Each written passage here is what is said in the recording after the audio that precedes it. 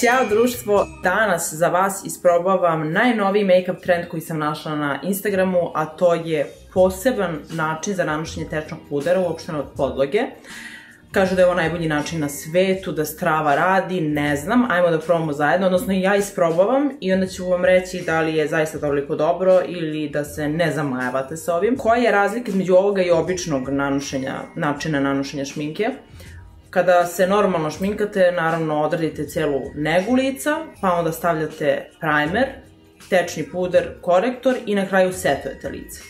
A ovde stavljamo prvo, naravno, nega, zatim ide primer, zatim ide puder u prahu, pa preko toga fiksator i tek onda ostatak nege i kažu da ne treba da se setuje lice posle svega toga i kao da neće da prosije jer taj puder u prahu prosto već zaustavi svu mast pre nego što stigne do pudera tečnog.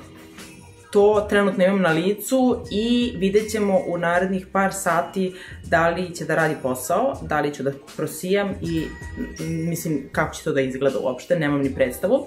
A ako vas zanima kako sam odradila ceo taj proces, nastavite da gledate video. Koristim MAC-ov primer, zatim koristim puder u prahu, ovo je Max Factor Miracle Veil, stavljam fiksator i nastavljamo dalje. Danas ću da koristim dva tečna pudera drogerijskog ranga, jedan mi je malo tamniji, jedan malo svetliji. Izbegavam deo ispod očiju previše da radim, zato što će tu ići korektor i ne želim da imam previše proizvoda ispod oka, jer je ovo ipak make-up za svaki dan, ne treba da imam asfalt na licu. Sljedeće što stavljam jesu konture, i to praškaste konture. Koristim Lumsovu contouring paletu. Idem da našminkam oči na brzinu i vraćam se. Našminkala sam oči. Ono što želim jeste da dovršim celo lice. Ovo je Rimmel, jeste, 025 bronzer. Koristim ga već 100 godina.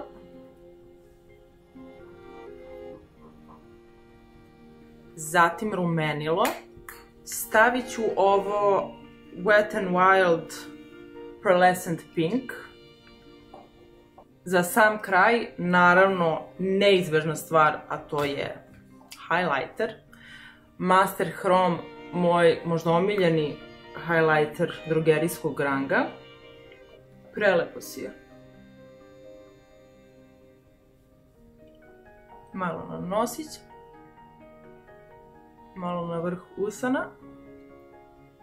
Želim samo da vam napomenem da sam pre šminkanje, to uvek radim, stavila balzam za usne, ovaj put ovaj Alverde balzam za usne, bilo koji vam odgovara i kada završim šminkanje ja uvek skinem njega zajedno sa viškom pudera koji mi je na ustima.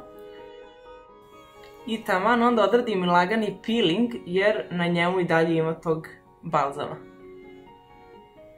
Upravo to vam kažem. I onda mi usni imaju ovu lepu boju i ja uvek jurim ovu boju inače u karminima. Stavljam jako malo ovog labela još, odnosno balzama. I koristim blush olovku koju sam kupila u Aleksandru, Caramel Kiss BL109. Ovo je Kiko kozmetika, on je u broju 01 Christmas Gems. I boja je apsolutno predivna.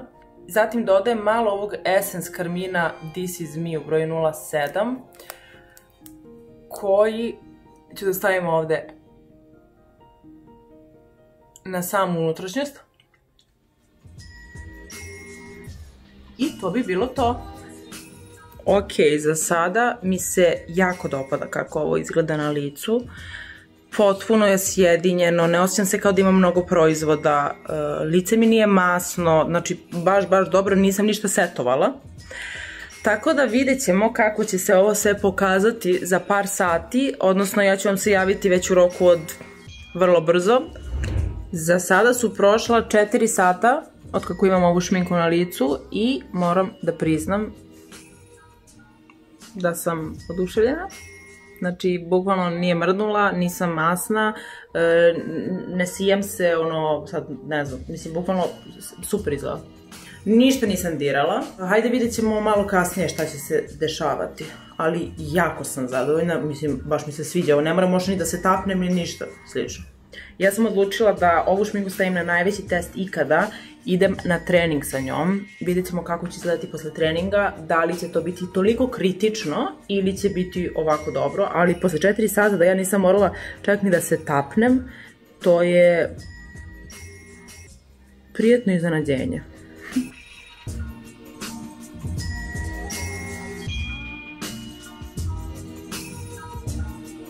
Ok ljudi, javljam vam se posle skoro 9 sati treninga. Ovo je update posle 9 sati nošenja šminke. Da li sam sjajna?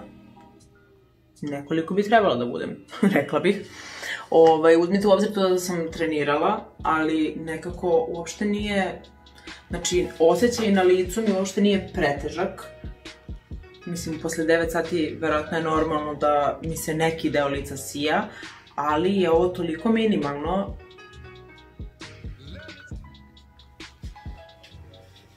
Jako sam zadovoljna. Mislim da ovo definitivno jeste način šminkanja koji stvarno menja igricu. Sviđa mi se. Ok, izazivam vas da probate ovo šminkanje. Da vidim da li i vama radi kao što meni radi ili sam ja umislila. Pa mi pišite u komentarima da li su vam rezultati ovako dobri kao meni. I to bi bilo sve za danas, rekla bih. Puno vas pozdravljam i vidimo se sutra u novom videu. Ćao!